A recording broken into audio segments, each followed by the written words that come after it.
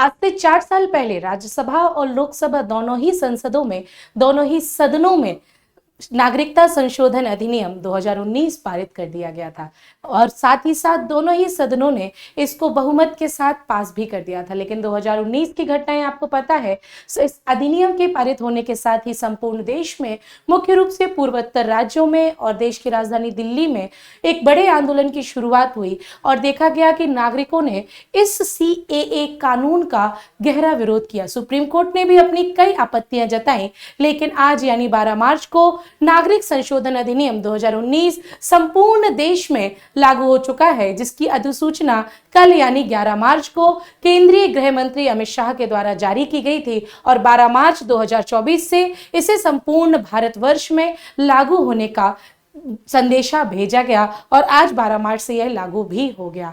दोस्तों, मेरा नाम है उन्नति जैन और आप सभी देख रहे हैं द 10 मिनट शो, जिसमें हम चर्चा कर रहे हैं आज एक महत्वपूर्ण विषय पर। हर एक स्टूडेंट के दिमाग में कई तरह के पूर्वाग्रह हैं, कई तरह के प्रश्न हैं। उन सभी प्रश्नों का समाधान करने के लिए ये स्पेशल द 10 मिनट शो आ चुका है, जिसमें हम चर्चा करेंगे नागरिक संशोधन अधिनियम 2019, भारत का सीएए कानून क्या है, आखिरकार किसको नागरिकता मिलेगी, क्यों नागरिकता मिलेगी और क्या कहीं मेरी नागरिकता छिन तो नहीं रही है, कहीं ऐसा तो नहीं मुझे भारत का नागरिक मानने से मना कर दिया जाए। इन सारी संशोधनों के बारे में, इन सारी अफवाह या आपत्तियों के बारे में आज के 10 मिनट शो में चर्चा होने वाली है। अगर दोस्तों आप लोग इस वीडियो तक पहुंच चुके हैं तो फटाफट आप लोग वीडियो को लाइक कर दीजिए और अभी नहीं करोगे तो सेशन के बाद कर देना, जब तक आपको सारी चीजें समझ में आ जाएंगी। आज हम डिस्कशन करेंगे बहुत ही महत्वपूर्ण तरीके से कि सीएए क्या है, कब लागू किया गया, क्यों लागू किया गया, इसमें किसका फायदा, इसमें किसका घाटा और प्रतियोगी परीक्षा में हमारा क्या फायदा। तो इन सारे प्रश्नों का जवाब अगले सेशन में आपको मिलने वाला है। तो अगर आप लोग वीडियो तक आ चुके हो तो पूरा सेशन सुन के जाना, जिसमें मैं आपको व्याख्या सहित सारी चर्चा करने वाली हूं। आज तुम्हारे दिमाग के उठे हुए प्रश्न समाप्त हो जाएंगे। साथ ही साथ इस वीडियो को ज्यादा से ज्यादा शेयर करिए ताकि ज्यादा से ज्यादा लोगों तक यह जानकारी पहुंच सके, है ना। अखबारों की, सोशल मीडिया की अफवाहों से परे अगर हम प्रामाणिक जानकारियां पढ़ते हैं तो ज्यादा सही होगा। अगर आप लोग विनर्स इंस्टीट्यूट के टेलीग्राम चैनल से अभी तक नहीं जुड़े हैं तो यहां से जुड़ जाइए। यहां पर आपको सारी क्लासेस का अपडेशन और पीडीएफ मिल जाता है। चलिए, बिल्कुल बेसिक से मैं ऐसा मान के चलती हूं कि आपको सीएए बिल्कुल भी नहीं पता है, हम इसके बारे में चर्चा करते हैं। आप सभी को पता है कि आजादी के बाद से भारत में जो रह गए वो भारतीय नागरिकता 10 साल 15 साल लगातार रहे तो भारतीय नागरिकता, इस प्रकार के कुछ कानून भारतीय नागरिकों को या फिर भारतीय व्यक्तियों को प्राप्त थे।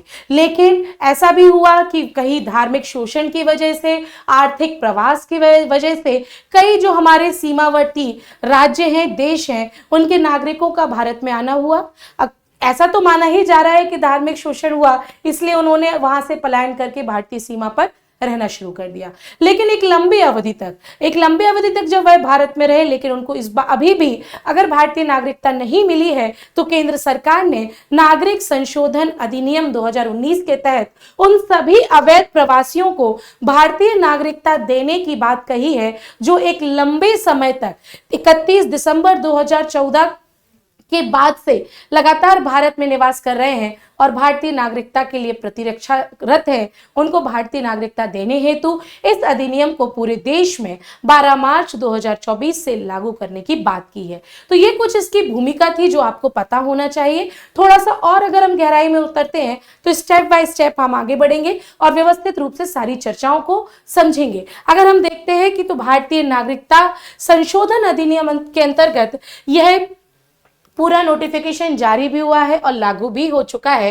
अब यहाँ पे प्रश्न ये उठता है कि आखिरकार सीए क्या है और इसको लागू अगर कर दिया जाएगा तो पूरे देश में क्या बदलाव आएगा, इसके बारे में भी हम चर्चा कर लेते हैं। आप सभी को पता है कि आगामी लोकसभा चुनाव अप्रैल माह और अप्रैल मई माह में आयोजित होने वाले हैं। लोकसभा चुनाव या आम चुनाव के पहले, जैसा कि केंद्रीय सरकार और केंद्रीय गृह मंत्री अमित शाह के द्वारा कहा गया था कि आम चुनाव के पहले नागरिक संशोधन अधिनियम को लागू कराने के लिए वह सरकार पूरी तरह से प्रतिबद्ध है।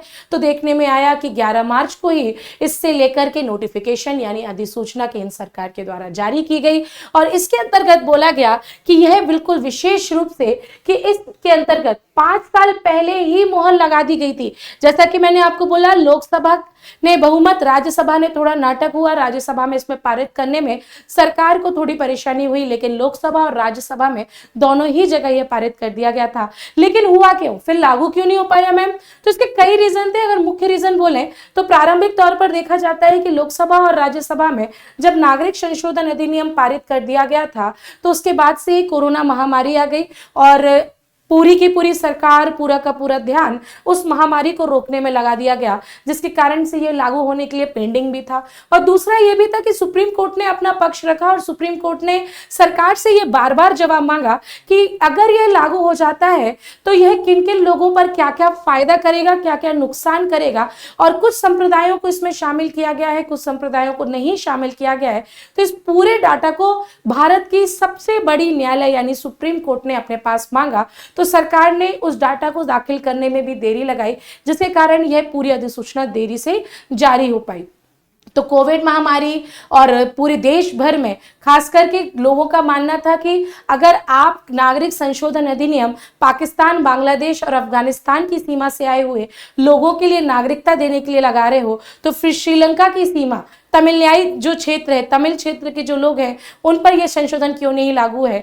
या फिर इसमें कुछ संप्रदायों को शामिल किया गया है, कहीं ना कहीं धार्मिक रूप से बांटने की कोशिश की गई है। ये सारे क्वेश्चन मार्क थे, जिस कारण से 2019 यानी 5 साल पहले लोकसभा और राज्यसभा में नागरिक संशोधन अधिनियम पारित हो जाने के बाद भी पूरे देश में इसका लागू ना हो पाना, ये कुछ कारण थे। और यूं भी कहा जाए कि आम चुनाव थे, आम चुनाव के पहले पहले नागरिक संशोधन अधिनियम जारी कर देना सरकार की अपने घोषणाओं की प्रतिबद्धता भी शायद दर्शाती होगी, इस कारण से यह लागू हो चुका है। आपको केंद्रीय गृह मंत्री भी दिख रहे हैं और देश के प्रधानमंत्री नरेंद्र मोदी जी भी दिख रहे हैं। दोनों ने या कहीं पूरी सरकार ने इस नागरिक संशोधन अधिनियम के लिए प्रयास किया और ये आज आपके सामने 12 मार्च दिन मंगलवार 2024 को एक ऑनलाइन पत्र के द्वारा आपके सामने पेश है। धीरे धीरे स्टेप बाय स्टेप समझते जाना, मैं बहुत आराम से व्यवस्थित रूप से आप तक वो जानकारी पहुंचा रही हूं जो आपको जानना चाहिए। थोड़ा सा और अगर हम इस संशोधन के बारे में बात करें तो ध्यान से सुनना दोस्तों कि यह आखिरकार संशोधन किस बात पर है। तो नागरिकता संशोधन अधिनियम 2019 सिटीजनशिप अमेंडमेंट एक्ट 2029 भारत के 3 पड़ोसी मुस्लिम बाहुल्य देश पाकिस्तान, बांग्लादेश और अफगानिस्तान के उन अल्पसंख्यकों को भारतीय नागरिकता का रास्ता खोलने के लिए लाया गया है। आप सभी को पता है कि आजादी के बाद से ही कुछ समुदाय के इसमें शामिल जो किया गया है, हिंदू समुदाय किया गया है, बौद्ध किया गया है, जैन किया गया है ना, ऐसे समुदाय के जो अभी भी पाकिस्तान में रहते थे और कुछ धार्मिक उनके साथ अत्याचार हुए, शोषण हुआ और फिर उन्होंने पलायन कर दिया अवैध रूप से।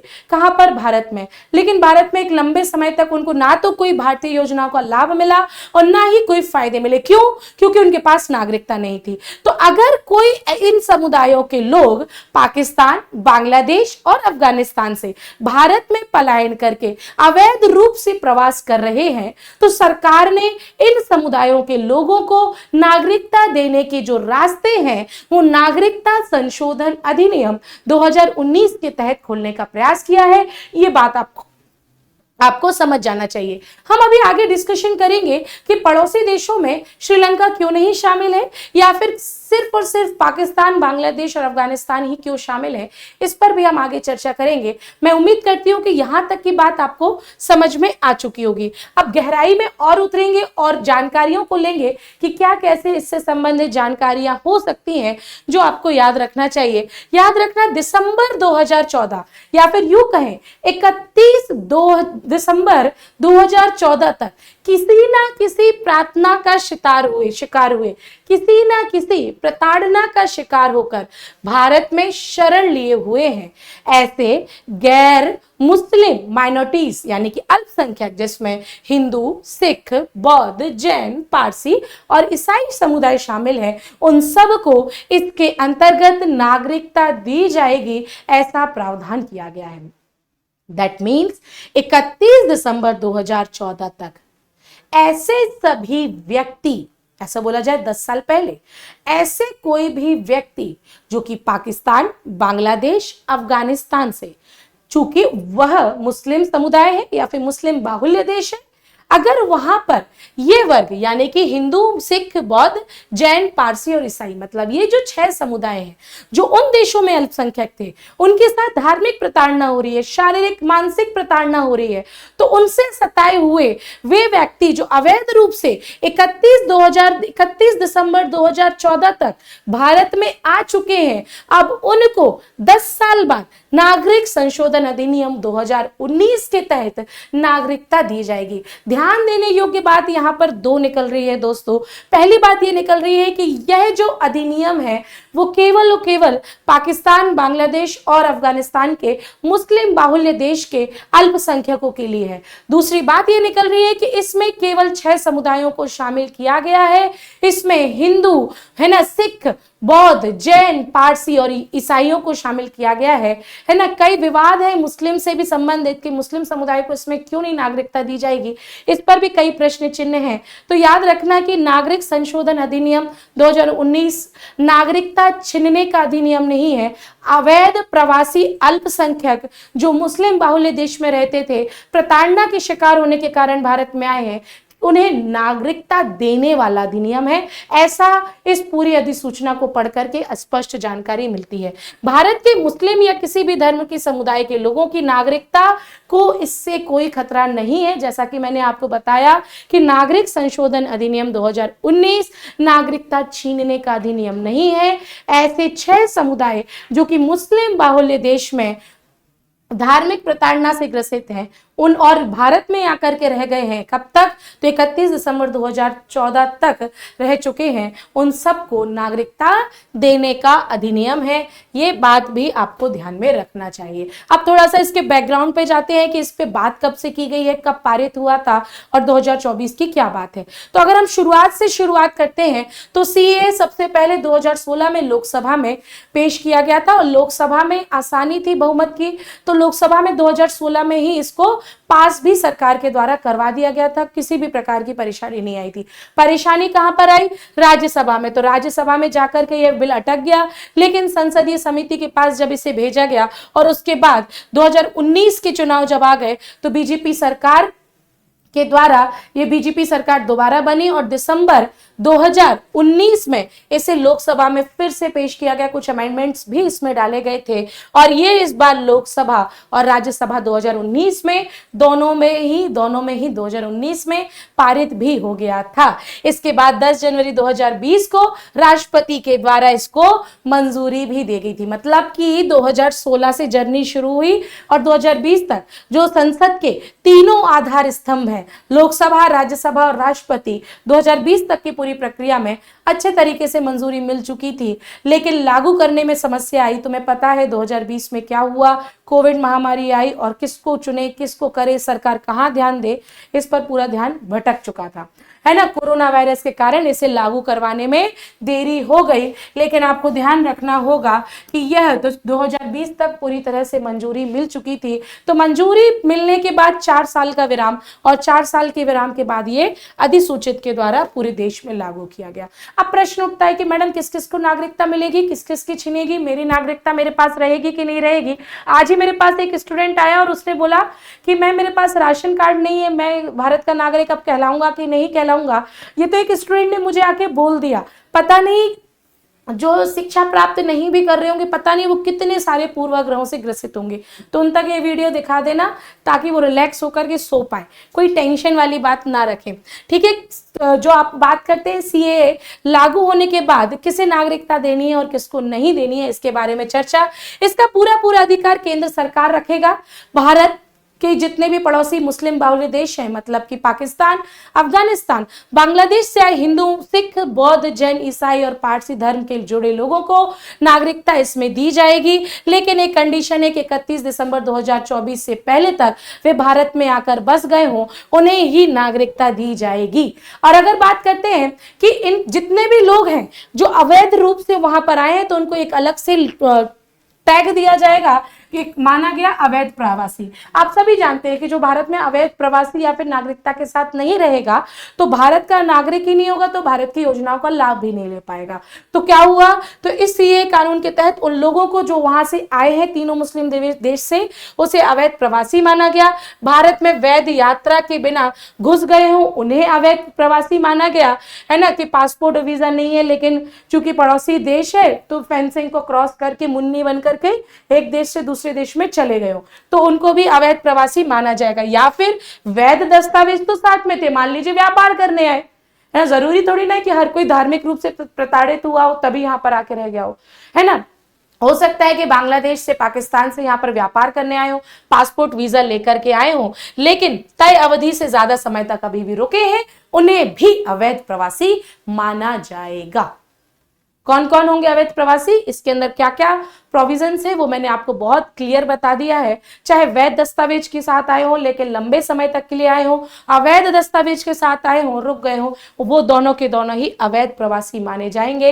ये भी आपको ध्यान में रखना चाहिए। अब अगर इसके बाद में बात करें, लेकिन इसमें वो 6 समुदाय शामिल होना चाहिए और उन 6 समुदाय के व्यक्ति जो अवैध प्रवास के कारण यहाँ रुके हैं वे धार्मिक उत्पीड़न वाले व्यक्ति होना चाहिए जो कि अवैध प्रवास के साथ यहाँ पर उत्पन्न शामिल हुए हैं। इन तीनों देशों को इस नियम के साथ उसे आसान बनाने में सहायता मिलेगी, ये भी याद रखना। इसके पहले नागरिकता कैसे दी जाती थी इसके बारे में भी आपको जानकारी होना चाहिए। अगर हम बात करें कि जब सीएए कानून नहीं आया था और अगर कोई प्रवासी हो और भारत का प्रवासी बनना चाहता हो, भारत की नागरिकता हासिल करना चाहता हो, तो इसके अंतर्गत कम से कम 11 साल तक वह भारत में रहे, उसे नागरिकता दे दी जाती थी। लेकिन जब से ये नियम आ गया है तो अब इस नियम में आपकी रहने की अवधि 1 साल से 6 साल तक की अगर होती है तो भी उसे भारत की नागरिकता मिल जाएगी। लेकिन कंडीशंस अप्लाई हैं। उन 3 देशों के नाम याद रखना, 6 समुदाय के नाम याद रखना। लेकिन हाँ, सहूलियत यह है कि प्रताड़ना है 1 ही साल हुआ, 6 साल हुए, उसकी अवधि तक दी जाएगी। भारत के तीनों पड़ोसी देशों में इसमें अगर बात करें कि गैर मुस्लिम जो व्यक्ति हैं जो आए हैं उनके लिए सहायता दी जाएगी। अब प्रश्न ये उठता है कि मैम सभी कुछ चीजें एकदम क्लियर क्रिस्प बता दी आपने, तो समस्या पैदा कहाँ हो रही है? देखो, समस्या बहुत सारी पैदा हो रही है। अगर मैं उत्तर पूर्वी राज्यों के बारे में बात करूं, आप सबको पता है 2019 में सबसे बड़ा जो आंदोलन हुआ था वो त्रिपुरा और असम में हुआ था इस कानून के विरोध में। और उनका विरोध करने का कारण भी क्या था? चूंकि देखो, उत्तर पूर्वी राज्यों की एक विशेष संस्कृति है, एक विशेष धर्म है और एक विशेष संस्कृति के कारण वे उत्तर पूर्वी राज्य अपनी संस्कृति को मानते हैं। अब आप मानिए कि कोई अगर प्रवासी या फिर अवैध प्रवासी व्यक्ति को जब उस असम की रहने की या फिर भारत की नागरिकता दे दी जाएगी तो कहीं ना कहीं कल्चर जो होगा उसका टकराव होगा, है ना। पर्व, तीज, त्योहार, भाषा, बोलियां और रहन सहन सभी चीजों का टकराव होगा। कहीं ना कहीं विचारों में भी टकराव होगा, कहीं ना कहीं स्थानीय लोगों में वह अनसिक्योरिटी भी आ जाएगी कि कहीं ऐसे व्यक्ति कहीं हमारे क्षेत्र को ही ना खराब कर दे, आदि आदि। तो इतनी सारी इनसिक्योरिटी के कारण यहाँ पर उत्तर पूर्वी राज्यों ने इसको मानने से मना कर दिया था। कुछ राजनीतिक पार्टियों का यह भी मानना है कि इस पूरे में मुस्लिम समुदाय को शामिल ना करने से कहीं ना कहीं धार्मिक अलगाव पैदा होगा। धार्मिक को आप धर्म आधारित समुदायों को बांट रहे हो, यह भी एक बहुत बड़ा प्रश्न चिन्ह यहाँ पर उठा था। और एक आपत्ति विपक्षी दल ने बहुत स्पष्टता यह भी रखी थी और यह भी बोला था कि यह कानून भेदभावपूर्ण है, इसमें मुसलमानों को टारगेट किया जा रहा है जो कि देश की अवधि का 15% है। और कई लोगों ने इस पर विरोध में, आज ममता बनर्जी का भी वक्तव्य आ गया है ना, ओबीसी का साहब का भी वक्तव्य आ गया, तो विपक्षी दल ने इसमें कई शंकाएं रखी हैं। अब देखो, देखना ये होगा कि ये जो शंकाएं हैं सरकार इसको समय के साथ कैसे दूर करती है और उसके पास पूरी प्लानिंग किस तरह की है, ये जरूर देखने वाली बात है कि सच में अगर आप अवैध प्रवासियों को संरक्षण देना चाहते हो तो आप उस उद्देश्य को पूरा कर पा रहे हो कि नहीं कर पा रहे हो। और इसको थोड़ा और एक्सपांड करके श्रीलंका से आए हुए अवैध तमिलियन को भी यहां पर अगर नागरिकता दे दी जाए तो हो सकता है कि वह पूरा जो क्षेत्र है उस क्षेत्र में भी उन अप्रवासी भारतीयों को एक सुरक्षा मिल जाएगी, है ना। और अगर बात करें कि वहां के मुसलमान जो हैं, है ना, एक बात सुनना कि इन्होंने बोला है कि पाकिस्तान, बांग्लादेश, अफगानिस्तान के जो गैर मुस्लिम है अगर धार्मिक उत्पीड़न है तो उन्हें नागरिकता दी जाएगी। अरे भाई, अगर कोई मुस्लिम समुदाय का है, पाकिस्तान, अफगानिस्तान और बांग्लादेश में निवास कर रहा है और मुस्लिम समुदाय का है, अगर उसके साथ उत्पीड़न हो रहा है तो क्या फिर उसका क्या? इस प्रश्न का जवाब नहीं मिला है ना। किसी भी व्यक्ति का उसके धर्म के आधार पर उत्पीड़न करना, यह कहीं ना कहीं देश को बांटने का। इस पर भी आगे चल के जैसे जैसे नोटिफिकेशंस जारी हो जाएंगे वैसे वैसे पिक्चर क्लियर होती जाएगी। लेकिन आपत्ति यहाँ पर एक और ये है कि मुसलमानों को भी तो उत्पीड़ित माना जा सकता है, ये भी आपको ध्यान रखना है। सरकार ने आश्वासन किया है कि समुदायों के आवेदन की समीक्षा केस दर केस के आधार पर की जाएगी। मतलब गवर्नमेंट भी बोल रही है कि पहले इसको लागू कर लेने दो, फिर जैसे जैसे सिचुएशन आती जाएगी हम उस पर काम करते जाएंगे। ठीक है, कौन होंगे अवैध प्रवासी? तो नागरिक कानून जो आया था 1955 में, उसके तहत इस पर अवैध प्रवासियों को भारतीय नागरिकता नहीं मिल सकती है। लेकिन इस कानून का खंडन हुआ और खंडन के तहत नागरिक संशोधन अधिनियम आया 2024 में और बोला कि गैर मुस्लिम समुदाय जो 3 देश में धार्मिक उत्पीड़न में उनको मिल सकती है। ठीक है, ये भी आपको ध्यान में रख लेना चाहिए। सुप्रीम कोर्ट ने भी 65 से ज्यादा याचिकाएं अभी तक लग चुकी हैं और इस पर अभी भी व्याख्याएं चल रही हैं कि क्या क्या याचिकाओं को कैसे कैसे सुलझाया जा सकता है। सुप्रीम कोर्ट की बेंच ने भी एक नया वक्तव्य जारी किया है कि जल्द से जल्द सारे डाटा को बेंच को सुपुर्द कर दिया जाए सरकार के द्वारा, और आगे की स्थिति कैसी होगी, इसको हैंडल कैसे कर सकते हो, ये भी यहाँ पर माना गया है। बहुत सारी याचिकाएं अलग अलग संप्रदाय ने लगाई है। लेकिन दिक्कत यहाँ पर वही मैं बोल रही हूँ कि म्यांमार में सताए गए रोहिंग्या, चीन के तिब्बती के बौद्ध और श्रीलंका के तमिलों को जगह ना देना, सुप्रीम कोर्ट ने भी इस पर प्रश्न चिन्ह लगाया था, जिस पे आगे चल के सरकार इस पे उत्तर देगी और हम और आप देखेंगे कि क्या इसका बेहतर उत्तर हो सकता है। इस प्रकार मैं आप सभी से उम्मीद करती हूँ कि आपको सभी को नागरिक संशोधन अधिनियम 2019 के बारे में क्या है, कैसे है, किसको दी जाएगी, किसको नहीं दी जाएगी, क्यों नहीं दी जाएगी, इन सारे प्रश्नों का उत्तर मिल चुका होगा। और साथ ही साथ अगर स्टूडेंट सिविल सर्विस प्रिपरेशन कर रहे हैं तो उनके इंटरव्यू की आधे से ज्यादा प्रिपरेशन हो चुकी होगी। अगर आप आम भारतीय नागरिक हैं तो आपको भी पता चल गया होगा कि देश में अगर कोई कानून की चर्चा चल रही है तो कानून क्या है, क्यों है, कैसे है, कब लागू किया, क्यों लागू किया, इन सारे प्रश्नों की जानकारी आप तक मिल चुकी होगी। अगर आप लोग अभी तक क्लास में आ गए हैं और अभी तक आप वीडियो को देख रहे हैं तो बहुत बहुत एप्रिशिएशन है। वीडियो को लाइक कर दीजिए, शेयर कर दीजिए अपने सभी मित्रों परिवारजनों के बीच में, ताकि सबके मन की शंकाएं दूर हो सके।